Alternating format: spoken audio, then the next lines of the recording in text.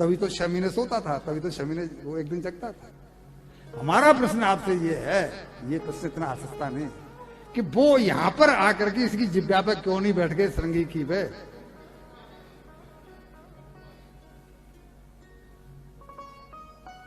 राम इसको ऐसे कहो, राजेश्वरानंद जी का नाम तो आपने सुना है। राजेश्वरानंद जी कहते थे कि यही तो भगवान की लीला है। वो किस समय क्या कराना चाहते हैं कुछ पता नहीं। जिसको हम कहते हैं ईश्वर, ये सब खेल उसी का है। जिसको हम मिट्टी काली, हरे हरे वन, आसमान का रंग नीला, सूर्य सुनहरा, चंद्र शीतल, सब कुछ उसकी ही लीला। सबके अंदर छुपा बैठा सृजनहार सृष्टि का है, जिसको हम कहते हैं ईश्वर। ये सब खेल उसी का है। इसमें ईश्वर की ईश्वर सेंटर में है कि नहीं है? सब कुछ वो ही कर रहा है, सब कुछ वो ही कर रहा है। हम जबरदस्ती काय को करता बन रहे हैं। अगर गरीब ही हैं तो गरीबी में हम मान सकते हैं भाई हमारा पूर्व जन्म का संस्कार है, लेकिन हम तो बेईमानी करना चाहते हैं, हम तो लूट करना चाहते हैं, हम तो ये करना चाहते हैं, वो करना चाहते हैं। तो ये जन्म तो क्या सुधरेगा, अगला जन्म और वो बंधन बनता चला जाता है, वो बंधन बनता चला जाता है। इधर जैसे ही महलों में पहुंचे परीक्षित, और जैसे ही उस मुकुट को अपने सिविल ड्रेस में आए, तो जैसे ही मुकुट को उतारा, अपने राजसी वस्त्र उतारे और फौरन क्लिक हुआ कि ये मैं क्या करके आया हूं। यानी कलयुग का असर खत्म हुआ और फौरन एहसास हुआ कि ये मैं क्या करके आ गया हूं। एक संत के गले में मैंने मृतक सर्प डाल दिया। मेरे राज्य में धर्म, मैं पांडव वंश का राजा हूं, और भगवान से प्रार्थना कर रहे हैं, भगवान मुझसे ये अपराध हो गया, मैं मरूंगा तो मैं पापात्मा होकर के नहीं मरूं, मैं धर्मात्मा होकर के मरूं। ये तो पाप हो गया, अगमीस पाप। अनग कहा है अर्जुन को भगवान कृष्ण ने कि तू पापात्मा नहीं धर्मात्मा।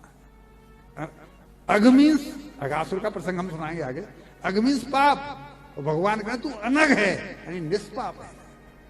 मैं निष्पाप मरना चाहता हूं, ये मुझसे अपराध हो गया, भगवान मुझे कोई न कोई दंड मिलना चाहिए।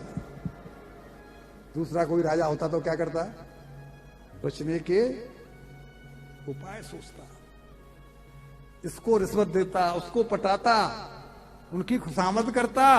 ये कह रहा है कि मुझे दंड मिलना चाहिए। क्यों? अगला जन्म मिलेगा तो नरक में जाना पड़ेगा, मैं निष्पाप जाना चाहिए।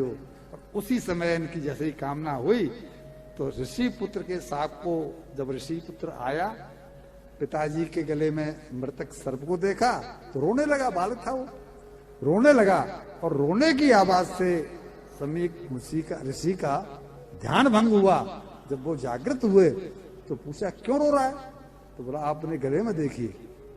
गले में देखा तो मृतक सर्प पड़ा हुआ है। ध्यान लगाया कि मृतक सर्प मेरे गले में कैसे आ गया, मैं तो ध्यान में बैठा हुआ था। फिर कालदर्शी है जैसा मैंने बोला, और ध्यान में आया, अरे राजा परीक्षित आए थे और वो समय भूख प्यास से व्याकुल थे। हमसे भी तो पाप तभी बनते हैं जब कोई न कोई जरूरत होती है कि बिना इसके काम। जय हो। भरा पूरा आदमी एक बार को रुक भी जाए, लेकिन गरीब आदमी ये सोच करके माँ का इलाज करना है, माँ की दवाई लानी है, पैसा कहां से आएगा, चलो भाई। वो व्याकुल थे, उन्होंने मुझसे पानी तो मांगा था, लेकिन मैं ध्यान में था, इस नाते उनकी सेवा नहीं कर पाया। बेटा तूने बहुत बड़ा अपराध कर दिया। कैसे? बोले धर्मात्मा राजा है,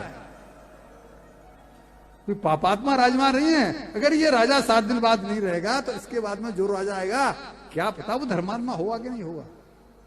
हम संतों का इतना ख्याल रखता है, इतना हमारा पालन करता है, उसका दोष नहीं है, उसके ऊपर कली सवार हो गया, फिर काल दर्शन सब मालूम पड़ गया। तूने गलती की और भगवान से प्रार्थना की है कि मेरे बेटे को सद्बुद्धि देना, इसको माफ करना। ये बच्चा ये जानता नहीं किसने किसको साथ दिया है। ये है आचरण।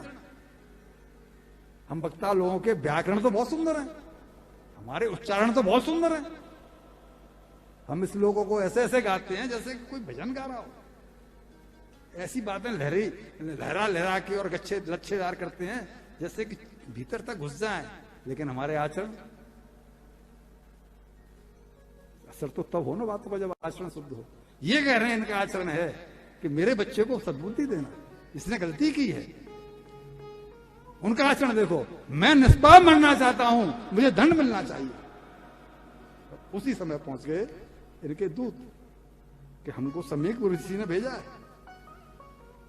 उन्होंने कहा है कि आज से 7वें दिन तक्षक नाग के डसने से तुम्हारी मृत्यु हो जाएगी राजा। तुम्हारे पास 7 दिन का समय है। इन 7 दिनों में तुम अपने कल्याण के लिए यदि कोई सत्कर्म कर सकते हो, इन 7 दिनों में तुम यदि अपने कल्याण के लिए कोई सत्कर्म कर सकते हो तो कर लो। अब हमारा प्रश्न आप सबसे कि राजा परीक्षित के पास तो 7 दिन है, वो 7 दिन से पहले नहीं मर सकता। हमारे पास 60 मिनट हैं।